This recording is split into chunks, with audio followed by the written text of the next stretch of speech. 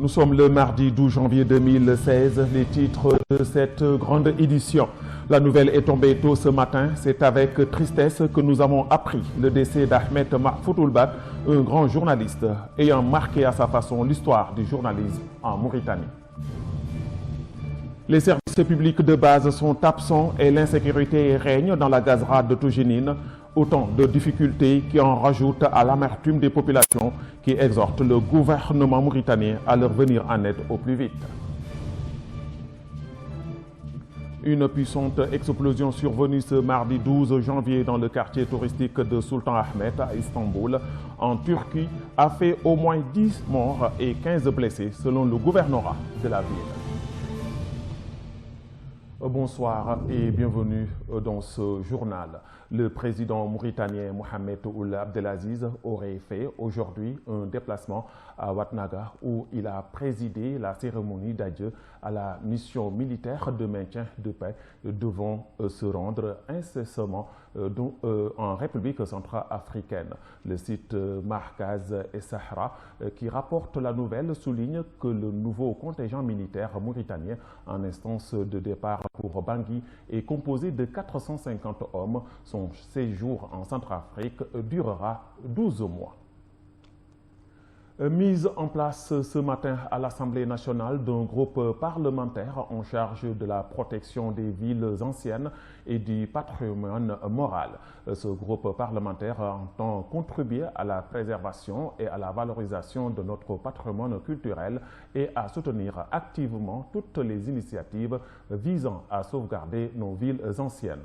Le troisième vice-président de l'Assemblée nationale, M. Yahya Ould-Sidi El Moustapha, a loué l'idée de création de ce groupe parlementaire, lequel apportera un précieux concours aux efforts du gouvernement pour la promotion de notre culture à travers l'organisation de festivals annuels des villes anciennes. De son côté, le président du groupe parlementaire, le député Cheikh Ibrahim Ould Tolba, a souligné toute l'importance dont jouissent nos villes anciennes, lesquelles sont des témoins de la richesse de notre patrimoine et de la diversité culturelle de notre pays. Servir les moyens publics et les moyens de diffusion, tel est le thème central du 4e forum des autorités de régulation de l'audiovisuel dans les pays membres de l'organisation de la conférence islamique OCI, qui s'est ouverte aujourd'hui à Jeddah en Arabie Saoudite. Une délégation de la haute autorité de la presse et de l'audiovisuel APA, conduite par son président, M. Hamoud Ould Hamed, participe à cette rencontre aux côtés de représentants de l'Arabie Saoudite, de Turquie, du Maroc, de Malaisie, de Gambie, du Burkina Faso, d'Afghanistan, du Sénégal, du Niger et du Soudan. La HAPA, croit-on savoir, présentera un exposé détaillé sur le rôle de régulation des médias et les résultats enregistrés par notre pays sur la voie de la libéralisation de l'espace audiovisuel et de la contribution de qualité apportée dans ce domaine. La Mauritanie est en deuil depuis ce matin avec la disparition du grand journaliste feu Ahmed Mahfoud Ould-Bad. L'homme ayant marqué à sa façon l'histoire du journalisme en Mauritanie, Ould-Bad est décédé des suites d'une longue maladie. Adama Ober Awanou nous fait le point sur ce grand homme de culture. La nouvelle est tombée tôt ce matin. C'est avec tristesse que nous avons appris le décès d'Ahmed Mahfoud Ould-Bad, un grand journaliste ayant marqué à sa façon l'histoire du journalisme en Mauritanie. Ould-Bad est décédé suite d'une longue maladie. L'homme était très âgé. Au cours de sa carrière, il a servi à la radio Mauritanie comme présentateur de journal et d'émissions culturelles avant d'être nommé par le président Feu Mortal Ouddada, secrétaire général à la présidence de la République. Sa vie se lit comme le parcours sans faute d'un journaliste qui n'a cessé de donner son énergie pour son travail et pour son pays, la Mauritanie, qu'il aimait tant d'après ses amis et proches. L'homme était l'un des conteurs les plus talentueux, les plus professionnels du métier de journalisme. Pour ceux qui le connaissaient, l'homme était engagé pour une Mauritanie de paix, d'unité et de justice. C'était un homme généreux et sociable, que le bon Dieu l'accueille dans son paradis. Amen. À cette occasion, la télévision Al Watani TV, par la voix de son directeur général, présente ses condoléances les plus attristées à ses enfants, à sa famille tout entière pour cette grande perte. Afrique s'ouvre à Doha. La conférence régionale sur le rôle du Haut Commissariat des Nations Unies pour la protection et la promotion des droits de l'homme dans la zone arabe. La Mauritanie est représentée à cette conférence par une délégation conduite par M. Cheikh Tourad Ould Abdelmalik, commissaire aux droits de l'homme et à l'action humanitaire. Le commissaire est accompagné au cours de ce déplacement à l'étranger par la directrice de la promotion des droits de l'homme et de la cohésion sociale et du coordinateur du Centre d'information, de sensibilisation et de documentation au commissariat aux droits de l'homme. Signature hier à Nouakchott d'un accord dans le domaine sanitaire entre la Mauritanie et le Tchad. Cet accord, qui a été paraphé par le ministre de la Santé et son homologue tchadien, permettra aux patients tchadiens de bénéficier de soins au Centre national d'oncologie et ouvre la voie à un échange d'expériences et d'informations sur le cancer entre les deux pays. Commentant l'événement, le ministre tchadien a loué les excellentes relations de coopération unissant la Mauritanie et le Tchad, soulignant que ces liens se sont renforcés au cours des dernières années grâce à la volonté des dirigeants des deux pays. Il a souligné par la même occasion les progrès appréciables enregistrés par le Centre national d'oncologie qui est en passe de devenir un centre africain de traitement du cancer. Au terme de sa visite dans notre pays, le ministre tchadien et la délégation qui l'accompagne ont visité les différents pavillons du Centre national d'oncologie où des explications détaillées leur ont été présentées par le directeur du centre, le professeur Moustapha Ould Mohamed. Une source d'Al-Akhbar a rapporté la rencontre de Massoud Ould Boulkhair et Jamil Mansour, leaders respectifs au sein du Forum national pour la démocratie et l'unité FNDU et de la coalition pour une alternance pacifique de rassemblement de l'opposition mauritanienne. Les deux hommes ont évoqué la situation politique du pays et celle de l'opposition ainsi que l'état des relations entre leurs partis. La rencontre s'est déroulée au domicile de Massoud Ould Boulkhair à Nouakchott, a précisé la source. Les services publics sont inexistants dans cette gazra de Toujinine. Pas d'eau, ni de courant, ni d'école, ni de marché, ni de poste de santé ou de police, rien. Le lotissement de l'endroit attend toujours les multiples promesses qui leur ont été faites. Un reportage signé Anissa Tahar. Au fond de Toujinine se trouve un quartier précaire, une gazra comme tous les autres gazras de la capitale mauritanienne. Les services publics de base sont absents et l'insécurité règne. Autant de difficultés qui en rajoutent à l'amertume des populations qui exhortent le gouvernement mauritanien à leur venir en aide au plus vite. Les services publics sont inexistants. Pas d'eau, ni de courant, ni d'école, ni de marché, ni de poste de santé ou de police. Rien. Le lotissement de l'endroit attend toujours les multiples promesses qui leur ont été faites. Nous, les habitants de cette gazra de Toujinine, nous avons le droit de savoir si nous serons lotis ou pas. Si ce n'est pas le cas, ils ne doivent pas nous laisser construire ni faire quoi que ce soit. Maintenant, nous voulons que ce gouvernement vienne partager cette gazra. Autant de problèmes de nature à rendre les populations des lieux inquiètes et lasses après de longues années d'attente, d'angoisse. D'une mission de lotissement se fait toujours attendre encore. L'insécurité règne dans cette gazra, comme nous l'explique cette femme. Nous sommes très fatigués de cette situation. Les agresseurs ont peur, nous harcèlent tous les jours. Ensuite, ils détruisent nos baraques. Par la suite, nous restons sans courant, sans eau, rien du tout. En dépit des multiples tentatives des autorités de mettre fin au phénomène de la gazra, un constat s'impose. C'est qu'à la vérité, des gazras demeurent et ce dans plusieurs endroits de Nouakchott, comme un mal qui récidive après chaque cure. Au chapitre de la terre, les Mauritaniens sont incorrigibles.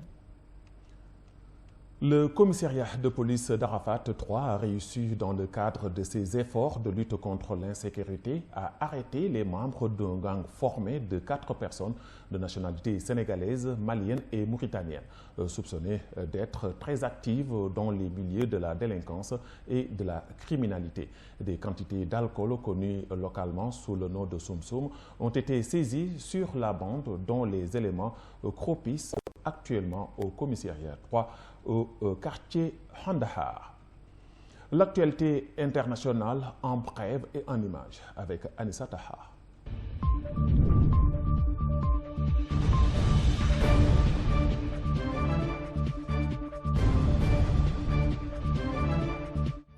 Une puissante explosion survenue mardi 12 janvier dans le quartier touristique de Sultan Ahmet à Istanbul en Turquie a fait au moins 10 morts et 15 blessés, selon le gouvernorat de la ville. Elle s'est produite près de la basilique Sainte-Sophie et de la mosquée Bleue, les sites les plus visités de la mégalopole. Les autorités turques soupçonnent une origine terroriste, a indiqué à l'AFP un responsable gouvernemental turc. Alors que les médias évoquent la thèse d'un attentat suicide, le Premier ministre turc a convoqué une réunion de crise avec le ministre de l'Intérieur et le chef des services secrets. Le Conseil de sécurité de l'ONU a reçu le 6 janvier dernier un mémo écrit par le chef des opérations de maintien de la paix, Hervé Latsou.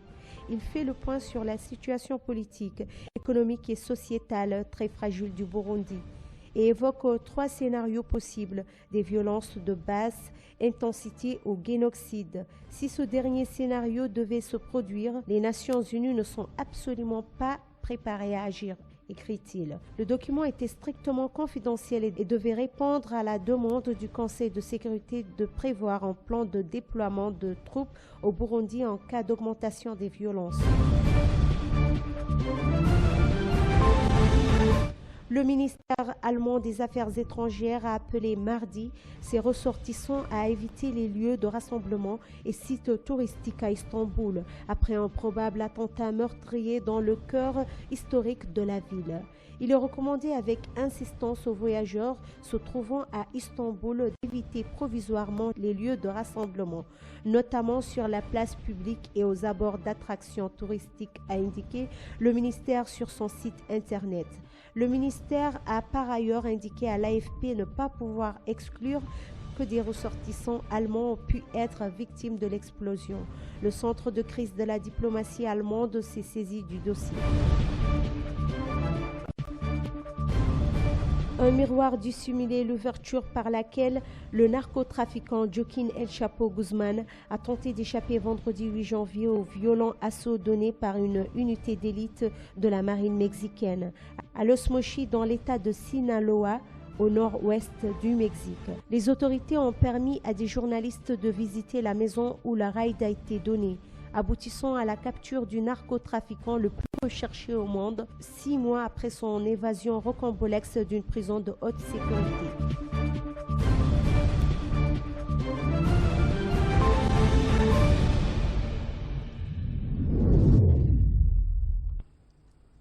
La page sportive de ce journal est signée le Benjamin de l'équipe Mohamed Babeta.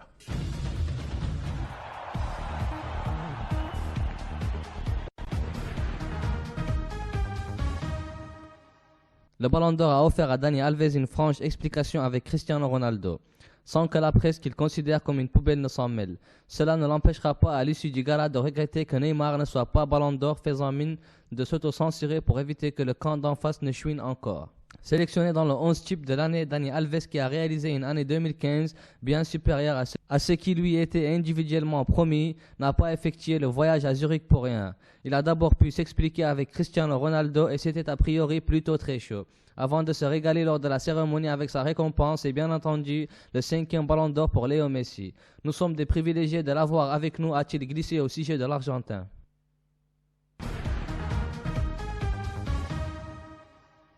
Edinson Cavani fait de plus en plus débat au sein du même PSG. Laurent Blanc a confirmé que les joueurs avaient pris à partie leur coach afin d'obtenir des explications de comportement à propos de l'attaquant uruguayen. La situation d'Edinson Cavani au sein du vestiaire du PSG semble de plus en plus difficile à gérer. Ça peut devenir un gros souci, a concédé Laurent Blanc en conférence de presse, mais est-ce justifié? Visiblement libéré par le départ de José Mourinho, Diego Costa a marqué lors d'un 3e match consécutif avec Chelsea, lors du 32e de finale de FA Cup remporté face à un Détroit 2-0 dimanche. L'interrogation du côté de Chelsea ces dernières semaines entoure évidemment Eden Hazard. Dimanche matin, c'est à Manchester City plutôt qu'au Real Madrid que l'ailier belge a été annoncé cet hiver. Alors que sa saison catastrophique, aucun but, toute compétition confondue, est de nouveau coupée par une petite blessure à l'aine. Sans le meilleur joueur de la Première Ligue 2014-2015, les Blues ont pourtant repris confiance une semaine après le succès réconfortant à Crystal Palace et à un mois du 8e de finale de la Ligue des Champions contre le PSG. Gus Hiddink enchaîne les bons résultats grâce à d'autres joueurs décisifs, notamment Diego Costa. Pep Guardiola a beau avoir tout gagné à Barcelone ou à Munich, l'actuel entraîneur du Bayern n'a pas que des fans. Ainsi, alors qu'il devrait débarquer la saison prochaine en Première Ligue, potentiellement à Manchester City, Dimitri Slet, l'agent de Yaya Touré, a sévèrement taclé le technicien espagnol, l'estimant surcoté dans les colonnes du Sunday Mirror. Pep est un grand entraîneur, mais il a gagné les titres avec le Barça et le Bayern Munich. Et la vérité est que mon grand-père aurait remporté les titres avec Barcelone et le Bayern, car ce sont de grands clubs avec de grands joueurs. J'aimerais voir Pep diriger une équipe qui soit 8e ou 9e d'un championnat et en faire des champions.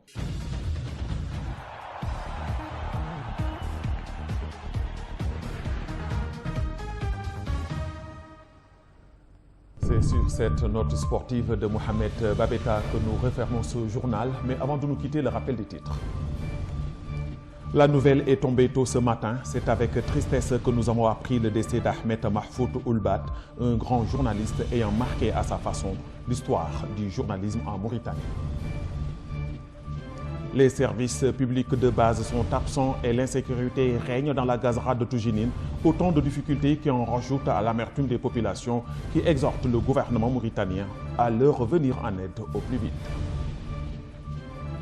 Une puissante explosion survenue ce mardi 12 janvier dans le quartier touristique de Sultan Ahmed à Istanbul en Turquie a fait au moins 10 morts et 15 blessés selon le gouvernorat de la ville. Les informations reviennent demain à la même heure. J'aurai le plaisir de vous le présenter. Bonsoir et à demain, Inch'Allah.